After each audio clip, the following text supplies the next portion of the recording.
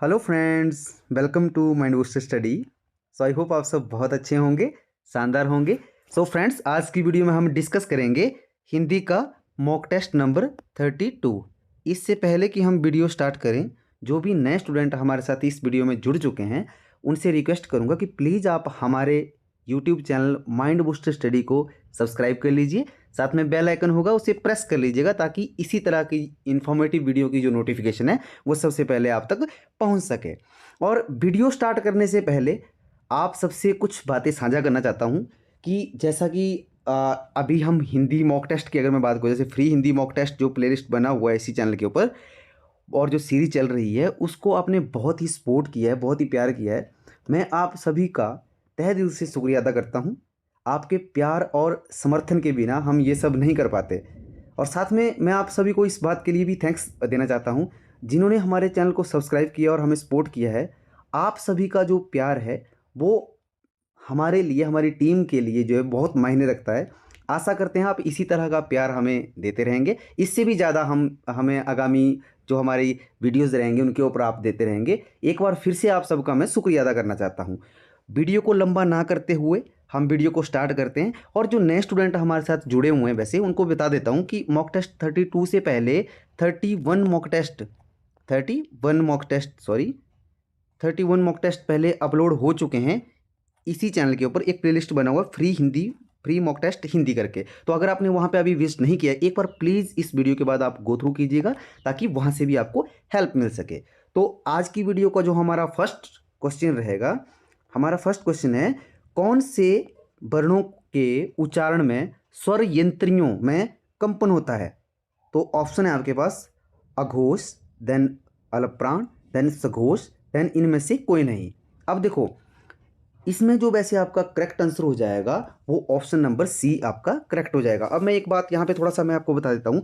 वैसे जो स्वर की जो क्लास थी ना और व्यंजन की जो क्लास थी, जो पहले से जुड़े हुए स्टूडेंट हैं उन्हें पता है कि एक संपूर्ण हिंदी करके एक प्लेलिस्ट बना हुआ है इसी चैनल के ऊपर, राइट, संपूर्ण हिंदी करके। अगर आपने वहाँ विजिट नहीं किया तो एक बार वहाँ पर आप विजिट कीजिएगा। वहाँ पर ना मैंने बहुत ही डिटेल में बताया हुआ है, बट इस वीडियो में भी बता देते हैं। कुछ नए स्टूडेंट भी हमारे साथ जुड़े होंगे तो वो प्लीज़ एक बार वहाँ पर भी गो थ्रू कीजिएगा। अदरवाइज यहाँ पर भी बता देता हूँ क्या कि सघोष व्यंजन जो है उसको क्या होते हैं सघोष व्यंजन।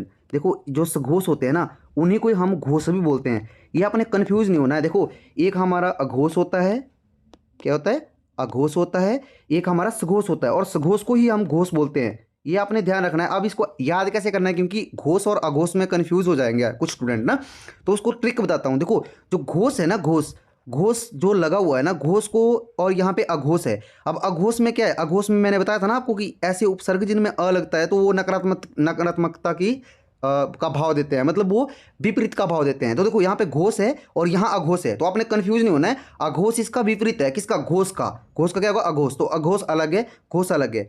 आई होप यहाँ तक आप पहले समझे होंगे।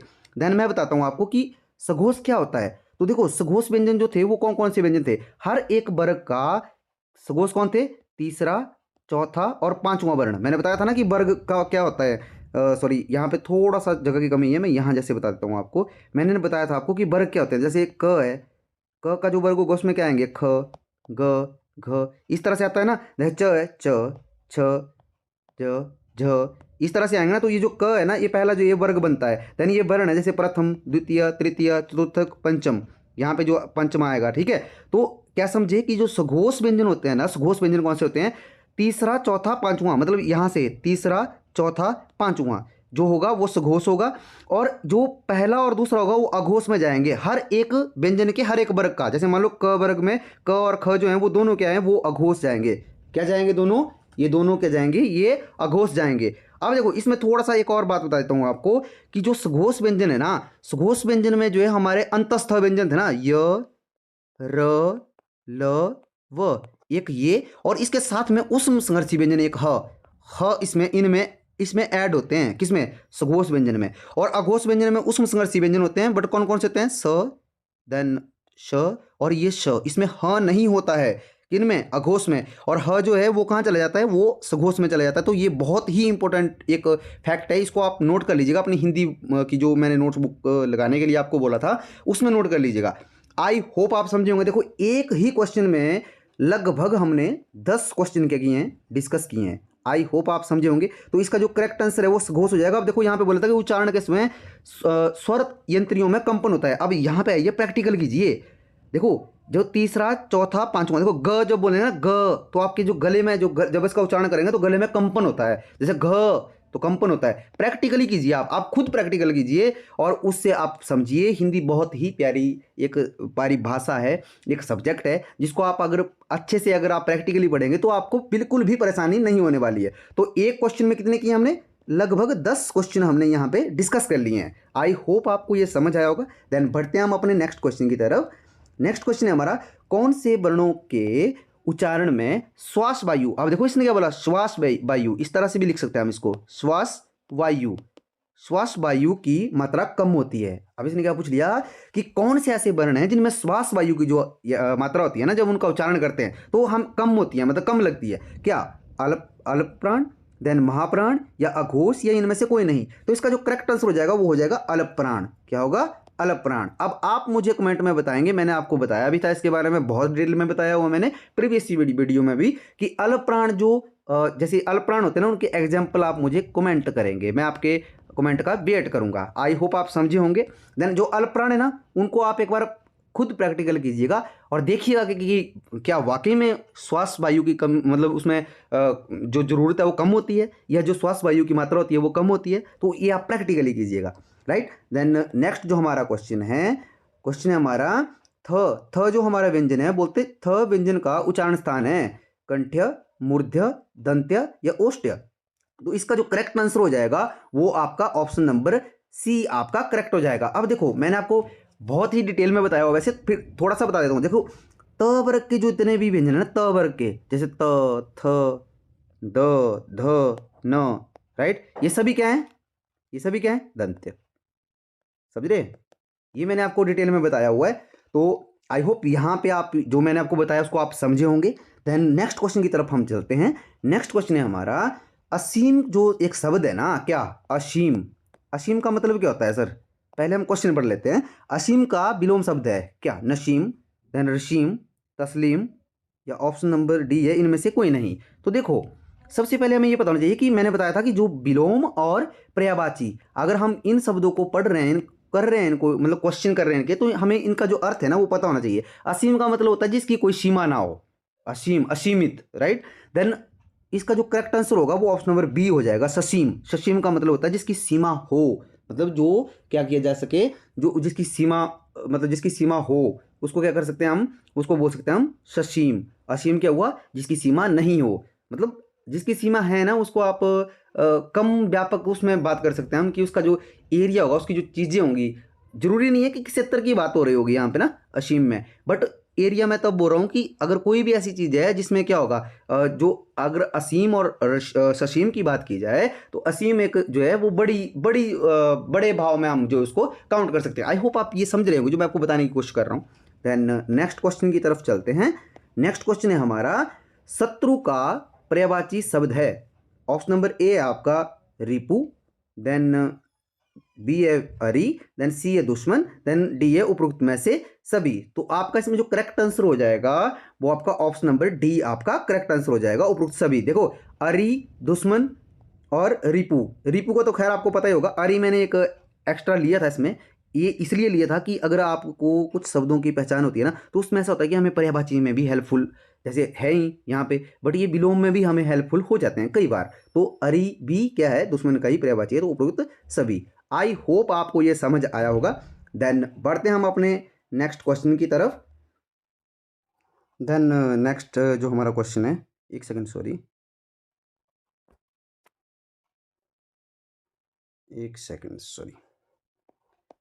नेक्स्ट जो हमारा क्वेश्चन रहेगा, हमारा क्वेश्चन है निम्न में से खंडन शब्द का विलोम है। अब देखो आपको ना यहाँ पे दिया हुआ खंडन, क्या दिया हुआ? खंडन। तो खंडन शब्द में जो जैसे आपको जो ऑप्शन दी हुई है वो है, एक फर्स्ट ऑप्शन है आपकी निर्मंडन, देन मंडन, देन विखंडन और इनमें से कोई नहीं। अब देखो आपको ना पहले थोड़ा सा इस बारे में थोड़ा जानकारी होनी चाहिए। मैंने बताया आपको विलोम और पर्यायवाची जब करते हैं तो आपको जो शब्द है ना उसका अर्थ पता होना चाहिए आपको। देखो खंडन का मतलब होता है क्या? किसी चीज़ के टुकड़े टुकड़े करना। जैसे मान लो कोई एक ऐसी चीज़ है, यहाँ पे अगर हम इस चीज़ को तोड़ के इस तरह से अगर इसके 4 टुकड़े कर देते हैं तो ये क्या हो गया? ये हो गया खंडन। मतलब टूट गई ये चीज़, इसको मतलब एक पार्ट में हमने डिवाइड कर दिया, ठीक है। देन इसका जो करेक्ट आंसर हो जाएगा वो हो जाएगा मंडन। क्या होगा? मंडन। अब मंडन का क्या मतलब होता है सर? देखो मंडन का मतलब होता है किसी चीज़ को अलंकृत करना। समझ रहे हो मेरी बात को? अलंकृत का मतलब क्या हुआ कि अगर कोई इस भाव में कोई चीज़ें हैं आपके पास, जैसे 3 इस तरह से टुकड़े पड़े हुए हैं, जब आपने इन टुकड़ों को जोड़ के एक टुकड़ा बना दिया, ये मैं आपको एग्जांपल समझाने के लिए ले रहा हूं कि इसका मतलब हुआ मंडन। क्या हुआ? किसी चीज को अलंकृत कर देना। अगर अलंकृत एक हिंदी का शब्द है, अलंकृत, अगर आप समझ पा रहे हो, अलंकृत मतलब अलंकृत कर देना किसी चीज को, वो क्या होता है? वो मंडन होता है। तो आई होप आप ये समझे होंगे। देन बढ़ते हैं हम अपने नेक्स्ट क्वेश्चन की तरफ। नेक्स्ट जो हमारा क्वेश्चन रहेगा, हमारा क्वेश्चन है तद्भव शब्द की पहचान कीजिए। अब देखो, इससे पहले कि मैं इस क्वेश्चन को कर पाऊँ, बहुत सारे स्टूडेंट का कमेंट आया मुझे, और स्टूडेंट ने बोला कि सर अगर हिंदी पुलिस की बात करें, जैसे सॉरी एचपी पुलिस की अगर हम बात कर रहे हैं, तो एचपी पुलिस की जो हिंदी का जो सिलेबस है उसमें तो मेंशन नहीं किया गया है तद्भव और तत्सम। तद्भव और तत्सम मेंशन नहीं किए गए। आप बिल्कुल सही बोल रहे हैं, बट तद्भव शब्द को यहाँ पे आपको क्वेश्चन लेने का मोटिव क्या है? देखो, तद्भव एक ऐसा शब्द है जो आपकी शब्दावली है ना, शब्दावली उसको मजबूत करता है। क्या? तद्भव और तत्सम शब्द। अब अगर आपको तद्भव और तत्सम शब्द आते हैं तो शब्दावली मजबूत होगी। शब्दावली कहाँ आपकी हेल्प करेगी? पर्यायवाची, पर्यायवाची शब्द हो गए, और आपके जो विलोम शब्द है उनको करने के लिए आपको क्या हेल्प मिल जाएगी? किसकी? शब्दावली से, तद्भव और तत्सम से।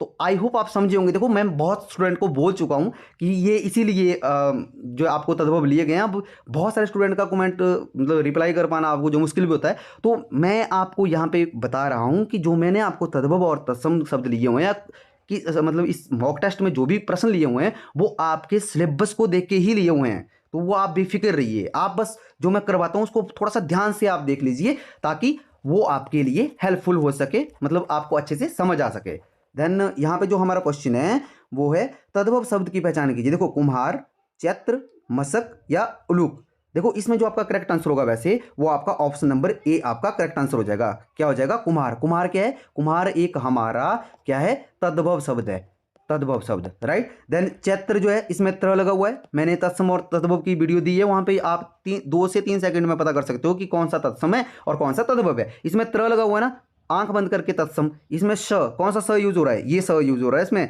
तो आंख बंद करके तत्सम। देन इसमें उलूक, उलूक, उलूक क्या आता है वैसे? ये उल्लू का वो है, उल्लू जो शब्द है ना हमारा वो, तो ये भी हमारा क्या होता है? तत्सम होता है। तो हमारा करेक्ट आंसर क्या होगा? कुम्हार। आई होप आपको ये समझ आया होगा। देन बढ़ते हम अपने नेक्स्ट क्वेश्चन की तरफ। नेक्स्ट क्वेश्चन है हमारा, खुले हाथ से दान देने वाला वाक्य के लिए एक शब्द है। बोलता खुले हाथ से जो दान देता है उसके लिए एक शब्द बताना है। देखो, मुक्त हस्त, देन मुक्तदानी या मकराक्ष, या इनमें से कोई नहीं। तो इसका जो करेक्ट आंसर होगा वो ऑप्शन नंबर ए आपका करेक्ट होगा, मुक्त हस्त। अब देखो, ये जो एक वाक्य के लिए जो शब्द है ना, ये आपको प्रैक्टिस के ऊपर डिपेंड करते हैं। जितने आप ज़्यादा प्रैक्टिस करोगे उतना ज़्यादा आपको जो है इन चीज़ों से आप मतलब इन चीज़ों से आप क्या करेंगे कि आप जब इनके टच में रहेंगे ना, इन शब्दों के जब टच में रहेंगे तो वो आपको यहाँ पे जो एक वाक्य है ना इसको पहचानने में मदद करेगा। आई होप आप समझे होंगे। देन नेक्स्ट हमारा जो क्वेश्चन है वो है, अली शब्द का अनेकार्थी है, सखी, बांध, बिच्छू या उपयुक्त सभी। तो इसका जो करेक्ट आंसर हो जाएगा वो ऑप्शन नंबर ए आपका करेक्ट हो जाएगा। अली क्या है? अली जो है वो सखी, सखी शब्द जो है ना वो अली का अनेकार्थी। अच्छा, आप मुझे बताएंगे कि जो अली है ना, अली, अली का अर्थ क्या होता है? अर्थ ये मुझे आप कमेंट कीजिएगा, मैं आपके कमेंट का वेट करूंगा। वैसे बहुत सारे स्टूडेंट हैं जो हमें कमेंट, जब मतलब जैसे हम आपको होमवर्क के लिए क्वेश्चन देते हैं वो कमेंट करते हैं, उनका मैं थैंक्स करना चाहूँगा। ऐसे कुछ स्टूडेंट जो अभी नहीं कर रहे हैं कमेंट को, प्लीज़ आप कमेंट कीजिए। और अभी तक अगर हमारे चैनल पे कोई ऐसा स्टूडेंट अभी वीडियो देख रहा है जिसने अभी हमारा चैनल सब्सक्राइब नहीं किया है, मैं आपसे रिक्वेस्ट करूँगा प्लीज़ हमारे चैनल माइंड बूस्टर स्टडी को सब्सक्राइब कर लीजिएगा और साथ में बेल आइकन उसको प्रेस कर लीजिएगा। और प्लीज़ आप सभी क्या करते हैं, जैसे वीडियो देखते हैं, बहुत सारे स्टूडेंट वीडियो देखते हैं, आप लाइक नहीं करते हैं, तो आपसे मैं रिक्वेस्ट करूंगा कि प्लीज़ आप वीडियो को ना लाइक कर लीजिए। अगर आप अभी जैसे वीडियो देख रहे हैं तो मैं आप सबसे रिक्वेस्ट कर रहा हूं कि प्लीज़ आप जैसे वीडियो देख रहे हो, एक सेकंड लगेगा आपका, आप प्लीज़ लाइक कर लीजिए, क्योंकि उससे हमें एक मोटिवेशन मिलता है, जैसे कि मैंने प्रीवियस वीडियो में अभी आपको बताया था। देन बढ़ते हैं हम अपने नेक्स्ट क्वेश्चन की तरफ। नेक्स्ट क्वेश्चन है हमारा, निम्न में कौन सा शब्द विशेषण रूप है? आपने विशेषण रूप जो ऑप्शन दिए हुए हैं इनमें से पहचानना है आपने कि इसमें विशेषण रूप का शब्द कौन सा है, जैसे आदर, ईर्ष्या, कुकर्मी या उपयुक्त सभी। तो आपका जो करेक्ट आंसर होगा वो ऑप्शन नंबर सी आपका करेक्ट हो जाएगा। ये जो कुकर्मी है इसका मैंने ये शायद आपको विलोम में मैंने डिस्कस किया है। कुछ मॉक टेस्ट मतलब जैसे प्रीवियस मॉक टेस्ट की मैं अगर बात करूं तो वहां पे भी मैंने ये डिस्कस किया था। देन नेक्स्ट जो हमारा क्वेश्चन है वो है दीर्घ किस शब्द का समानार्थी है? घोड़ा, बिजली, पर्दा या आंख? अब देखो इसका जो करेक्ट आंसर होगा वैसे वो ऑप्शन नंबर डी आपका करेक्ट हो जाएगा। आंख का आप मुझे एक और समानार्थी बताएंगे, आंख का समानार्थी बताएंगे मुझे आप, क्या होता है ये कमेंट करेंगे आप। देन नेक्स्ट जो हमारा क्वेश्चन है, निम्न में पतवार शब्द का अनेकार्थी शब्द है? करण, परिणाम, चांद या इनमें से कोई नहीं? तो देखो इसका जो आपका करेक्ट आंसर हो जाएगा वैसे वो ऑप्शन नंबर ए आपका करेक्ट हो जाएगा। देखो पतवार क्या होता है? पतवार पतवार पता क्या होता है? जैसे जो एक नाव होती है ना, नाव, आपने नाव देखी होगी, तो नाव में एक नाव के उसमें लगा होता है कि पानी को वो करने के लिए जो उसको हम पतवार बोलते हैं, क्या बोलते हैं उसको? पतवार बोलते हैं। तो इसका जो अनेकार्थी है वो ऑप्शन नंबर ए कर्ण जो है इसका करेक्ट आंसर हो जाएगा। आई होप आप समझे होंगे। देन आप मुझे कमेंट करेंगे कि चांद है ना, जो चांद, चांद का विलोम शब्द मुझे आप कमेंट करेंगे, ये मैं वेट करूंगा आपके कमेंट का। देन नेक्स्ट हमारा क्वेश्चन है, किसी वाक्य में निजवाचक सर्वनाम का प्रयोग नहीं हुआ है? किस होगा यहाँ पे, सॉरी, किस वाक्य में, ये टाइपिंग मिस्टेक है उसके लिए माफी चाहूंगा। किस वाक्य में निजवाचक सर्वनाम का प्रयोग नहीं हुआ है? वह अपने को मार रहा है, अपने को मतलब खुद को मार रहा है। देन वह मतलब आप भला तो जग भला, या ऐसे समय में आप साथ ना दोगे तो कौन देगा, या ऑप्शन नंबर डी वह अपने को सम्मान दे रहा है। अब इसमें निजवाचक सर्वनाम का प्रयोग नहीं हुआ है, यहाँ पे ध्यान देना, आपने नहीं हुआ है पूछा है, यहाँ पे नहीं हुआ है। तो देखो इसमें जो आपका करेक्ट आंसर होगा ऑप्शन नंबर आपका सी आपका करेक्ट आंसर हो जाएगा कि ऐसे जब ऐसे समय में आप साथ ना दोगे तो कौन देगा। तो ये इसमें क्या है, इसमें निजवाचक सर्वनाम का प्रयोग हुआ है। देन नेक्स्ट जो हमारा क्वेश्चन है ये बोलता है कि किस वाक्य में पुरुषवाचक सर्वनाम नहीं है पूछा हुआ है। मैं बार बार आपको बोलता हूं कि जब भी आपने एग्जाम में कोई भी क्वेश्चन देखना है या किसी भी क्वेश्चन को करने की जब आप करना स्टार्ट करोगे तो आपने बहुत ही पेशेंस से आपने क्वेश्चन को पढ़ना है, क्योंकि एक जो नहीं है ना वो पूरे जो ऑप्शन है इनकी सेंस बदल देता है। अगर 1 मिनट के लिए नहीं यहाँ पे हाइड कीजिए, आप देखिए कि किस वाक्य में पुरुषवाचक सर्वनाम है, तो आप एकदम से टिक करेंगे। अब यहाँ पे नहीं पूछा है ना तो एकदम से चेंज हो गया सब कुछ, राइट। तो ऑप्शन है हमारे, हम जिम जा रहे हैं, उसमें धैर्य की कमी है, या आप यहां आओ, या पुस्तक कौन लाएगा। तो इसका जो करेक्ट आंसर हो जाएगा वो ऑप्शन नंबर डी आपका करेक्ट आंसर हो जाएगा। पुरुषवाचक सर्वनाम का प्रयोग जो है इसमें नहीं हुआ है, मतलब पुस्तक कौन लाएगा, राइट। देन नेक्स्ट जो हमारा क्वेश्चन है, ये पहाड़ों के नाम किस संज्ञा के अंतर्गत आते हैं? ये बोल रहा है कि मैक्सिमम जो पहाड़ों के नाम होते हैं ना, देखो मैंने पिछली बार आपको वैसे एक वीडियो में बताया भी था इसके बारे में, कि एक और लिया था मैंने इसी तरह का क्वेश्चन आपको फ्रेम किया था। देखो ये न्यू पैटर्न बन सकता है आपका, अगर मैं बात करूँ ना, जैसे एचपीपीएससी जैसे एग्जाम कंडक्ट करवा रहा है तो वो जो आप जिस पैटर्न में क्वेश्चन पूछ रहा है ना वो इस तरह से क्वेश्चन पूछे जाते हैं आपको, जातिवाचक, व्यक्तिवाचक, वस्तुवाचक, या इनमें से कोई नहीं। अब देखो इसका जो करेक्ट आंसर होगा वैसे वो क्या होगा, वो ऑप्शन नंबर बी आपका करेक्ट होगा। बट यहाँ पे देखो मैंने ऑप्शन लिया हुआ सी, वस्तुवाचक। हमेशा याद रखना क्योंकि ये कंफ्यूज करता है, एग्जामिनर जानबूझ के इस ऑप्शन को दे रहा है। अगर मैं बात करूँ तो संज्ञा तो वस्तुवाचक तो संज्ञा है ही नहीं, कोई नहीं, समझ रहे हो मेरी बात को, तो आपने व्यक्तिवाचक में वहां पे उसको लगा के आना है। होप आप समझे होंगे। क्वेश्चन नंबर 16 है हमारा, निम्न में से स्कर्मक क्रिया को पहचाने। स्कर्मक क्रिया पहचानिए। अब अगर आपने जो प्रीवियस मैंने वीडियो दी हुई है ना, आपको बेसिक की वीडियो दी है मैंने, संपूर्ण हिंदी की प्लेलिस्ट में बना हुआ है, एक प्लेलिस्ट बना हुआ है, उसमें मैंने क्रिया की भी एक वीडियो दी है कुछ दिन पहले। अगर आपको डाउट है क्रिया में तो वहाँ पे मैंने क्रिया के भेद, ये सारी चीज़ें बहुत ही डिटेल में डिस्कस की है। अब देखो इसमें क्या था कि निम्न सकर्मक क्रिया पहचाना था। पहला ऑप्शन हमारे पास बाज उड़ता है। मैंने आपको बताया था कि जब सकर्मक क्रिया हमने पहचाननी है तो हम सबसे पहले क्रिया को पकड़ेंगे, उड़ता। यहाँ पे क्या क्रिया, उड़ता है। अब आपने क्या करना था, 2 ही क्वेश्चन करने हैं आपने, क्या ये और किसको। इनमें से कोई भी क्वेश्चन कर लीजिए, किससे, क्रिया से करना है। उड़ता है, क्या उड़ता है, क्या उड़ता है। आप बोलेंगे सर बाज उड़ता है, नहीं, बाज क्या क्वेश्चन करने से नहीं उड़ेगा। बाज जो है वो अगर मैं यहाँ पे पूछता कि कौन उड़ता है, कौन, तब आना था बाज, समझ रहे हो मेरी बात को। बट खैर आपने क्या से ही बाज को उड़ा दिया, ठीक है, कि क्या से आपने बाज को उड़ा दिया। आप गए पीछे देखा आपने यहाँ पे बाज क्या है, बाज तो करता है, यहाँ पे उड़ कौन रहा है, बाज उड़ रहा है ना। तो जब किसी क्रिया का प्रभाव किसके ऊपर, कर्ता के ऊपर पड़ता है तो वो तो अकर्मक होती है, तो ये तो अकर्मक है। अब देखो मैंने आपको बताया था कि अगर आपको जवाब मिल जाता ना, जैसे आपने क्वेश्चन किया था कि क्या उड़ता है, यहाँ पे क्या का जवाब मिल जाता तो वो कर्मक होनी थी। अगला देखते हैं, राधा नाचती है, राधा नाचती है, नाचती से हमने क्वेश्चन किया क्या नाचती है, तो आप बोलेंगे कि सर राधा, क्या से नहीं आएगी राधा, कौन से आएगी। अगर मैं ऐसा पूछूंगा कि कौन नाचता है या कौन नाचती है तब आएगी। तो सबसे पहले यहाँ पे पता चल जाता है हमें, अगर क्या से मतलब आपको आंसर नहीं आ रहा है तो वो सीधी अकर्मक होती है। बट अगर फिर भी आपने ट्राई करनी है तो आप जैसे पीछे मैंने बताया आपको ऑप्शन नंबर ए में वैसे कर सकते हो। देन यहाँ पे ऑप्शन नंबर सी है, बच्चे हॉकी खेल रहे हैं। बच्चे हॉकी खेल रहे हैं, अब क्या है यहाँ पे क्रिया, खेल रहे हैं, खेल रहे हैं। आप आपने बोला कि क्या खेल रहे हैं, देखो क्वेश्चन किया आपने कि क्या खेल रहे हैं, पहला क्वेश्चन किया क्या खेल रहे हैं। जैसे ही आपने क्वेश्चन किया कि क्या खेल रहे हैं, एकदम से जवाब आया कि हॉकी खेल रहे हैं। क्या खेल रहे हैं, हॉकी। तो हमें क्या हुआ, जवाब यहाँ पे मिल गया। तो अगर जवाब मिल गया तो ये क्या होगी हमारी, ये हमारी सकर्मक क्रिया हो गई। आई होप आपको समझ आएगा ये जो मैं आपको बता रहा हूँ। चलो लास्ट फिर से बता देता हूँ, वीडियो थोड़ा सा लंबा हो जाएगा, उसको आप एडजस्ट कर लीजिएगा, ठीक है। और ये देखो इसको बता देता हूँ मैं आपको, जैसे ऑप्शन है आपका, देखो अगर ये सीख लिया ना आपने, आप कभी भी इस कर्मक और अकर्मक में कभी कंफ्यूज नहीं होंगे आप। ये मैंने बेसिक की वीडियो में बताया हो बहुत अच्छे से, यहाँ पे भी बता देता हूँ। बच्चा रोता है, ये वाक्य है। रोता क्या है, यहाँ पे क्रिया है, ये क्रिया है रोता। अब मैंने क्रिया से क्वेश्चन किया कि क्या रोता है, क्या रोता है। तो यहाँ पे आप बोलेंगे क्या रोता है, से बच्चा आ गया, पर बच्चा क्या से नहीं आता, वो कौन से आता है, कौन से आता है। ये तो पहले पता चल पड़ा कि ये अकर्मक क्रिया है। क्या है, अकर्मक क्रिया। पर खैर फिर से अगर मुझे डाउट होता है कि मैं फिर डाउटफुल हूँ कि ये क्या मतलब जो बच्चा क्या से आया कि चलो ठीक है क्या से बच्चा ही कर दिया आपने कि बच्चा रोता है, तो फिर मैं एकदम से जाऊंगा और देखूंगा कि बच्चा है कहाँ पे। बच्चा तो करता है यहाँ पे, करता समझ रहे हो आप। करता का मतलब क्या होता है, जो कोई कार्य मतलब जो कोई क्रिया तो नहीं बोल सकता हूँ यहाँ पे, पर जो कोई एक्शन कर रहा है यहाँ पे, एक्शन या कोई भी चीज, जैसे रो रहा है, वो कुछ भी कर रहा है ना, जो प्रतिक्रिया है उसकी, तो वहां पे बच्चा क्या है, करता है। अब देखो यहाँ पे क्रिया क्या थी, रोता, तो क्रिया का प्रभाव तो कर्ता के ऊपर पड़ रहा है। और अकर्मक क्रिया की पहचान क्या थी कि जब क्रिया का प्रभाव कर्ता के ऊपर पड़ता है, किसके ऊपर, क्रिया का प्रभाव जब कर्ता के ऊपर पड़ता है, कर्ता के ऊपर पड़ता है, तो वो अकर्मक क्रिया होती है। आई होप आपको समझ आया होगा। देखो मैंने बहुत समय लिया इस क्वेश्चन के लिए ताकि आपके जो डाउट है वो ना रहे। देन नेक्स्ट जो हमारा क्वेश्चन है वो है, बांछे मुहावरा का सही अर्थ है।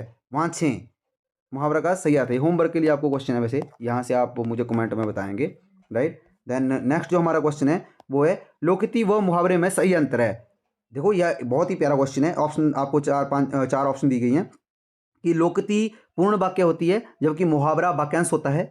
देखो क्या बोल रहा है कि लोकिती पूर्ण वाक्य होती है जबकि मुहावरा वाक्यांश होता है, या लोकिती व मुहावरा दोनों ही वाक्यांश होते हैं, या मुहावरा पूर्ण वाक्य है और लोकिती वाक्यांश मात्र है, या इनमें से कोई नहीं। तो अगर आपने प्रीवियस जो संपूर्ण हिंदी की प्लेलिस्ट है उसमें बेसिक में अगर आपने मुहावरे और लोकितियों की वीडियो देखी है ना, तो आप 1 सेकंड में इसका आंसर जो है ना, 1 सेकंड में आप जो है ए आंसर टिक करके आते कि लोकिती पूर्ण वाक्य होती है और जो मुहावरा होता है वो वाक्यांश होता है। मैंने बहुत डिटेल में वो बताया हुआ है, होप आप समझे होंगे। देन नेक्स्ट हमारा जो क्वेश्चन है वो है, कली खुलना मुहावरे का सही अर्थ है। कली का खिलकर फूल बन जाना, क्रोध करना, रहस्य प्रकट हो जाना, या इनमें से कोई नहीं। तो ये इसका option number C correct answer हो जाएगा। क्या होगा, रहस्य प्रकट हो जाना। देन नेक्स्ट जो हमारा आज की वीडियो का लास्ट क्वेश्चन जो है, लास्ट बट नॉट लिस्ट, हाथों हाथ जिमीकंद बिक गया। जिमीकंद एक सब्जी होती है, जैसे अगर आपने खाई हो जिमीकंद, राइट। तो ये बोल रहा है कि हाथों हाथ जिमीकंद जो है वो बिक गया। वाक्य में क्रिया विशेषण पहचानना है आपने। क्या पहचानना है कि क्रिया विशेषण क्या है। अब देखो क्रिया और क्रिया विशेषण में बहुत अंतर है। अगर आपको इसमें भी कोई कंफ्यूजन है तो आप वहां पे बेसिक जो संपूर्ण हिंदी की जो प्लेलिस्ट है वहां पे जाइए, एक एक टॉपिक के ऊपर डिटेल में वीडियो पड़ा हुआ है। तो ऑप्शन है आपके हाथों, देन हाथों हाथ, देन बिक गया, इनमें से कोई नहीं। आपका करेक्ट आंसर हो जाएगा ऑप्शन नंबर बी आपका, हाथों हाथ। हाथों हाथ क्या है, यहाँ पे क्रिया विशेषण है। आई होप आपको ये वीडियो पसंद आया होगा। देखो वीडियो आपको कैसा लगा है प्लीज़ हमें कमेंट में जरूर बताइएगा। और अगर आपको वीडियो पसंद आया तो प्लीज़ आप वीडियो को लाइक कीजिए, शेयर कीजिए। जो भी आपके फ्रेंड कलीग या कुछ ऐसे स्टूडेंट है जो तैयारी कर रहे हैं अभी, तो आप उनको भी शेयर कीजिए ताकि उनको भी इस वीडियो से हेल्प मिल सके। तो आज की वीडियो थोड़ा सा लंबा हो गई है, उसके लिए मैं माफ़ी चाहूँगा। और हमारी जो जैसे इसी चैनल के ऊपर एक जो है जैसे जीके की भी एक सीरीज चल रही है, उड़ान सीरीज चल रही है। मैं बार बार आपको कहता हूँ कि जो किरण मैम है ना, किरण मैम हमारे क्या करते हैं जीके की जो जैसे उड़ान सीरीज है उसको रन कर रहे हैं। तो अगर आपको तैयारी कर रहे हो जीके की भी, तो वहाँ पे प्लीज़ आप वहाँ पे जाके गो थ्रू कीजिएगा, वहाँ से भी आपको हेल्प मिलेगा। तो आज की वीडियो में इतना ही, मिलते हैं नेक्स्ट वीडियो में। तब तक आप अपना ध्यान रखिए, स्वस्थ रहिए। जय हिंद, जय हिमाचल। Thank you.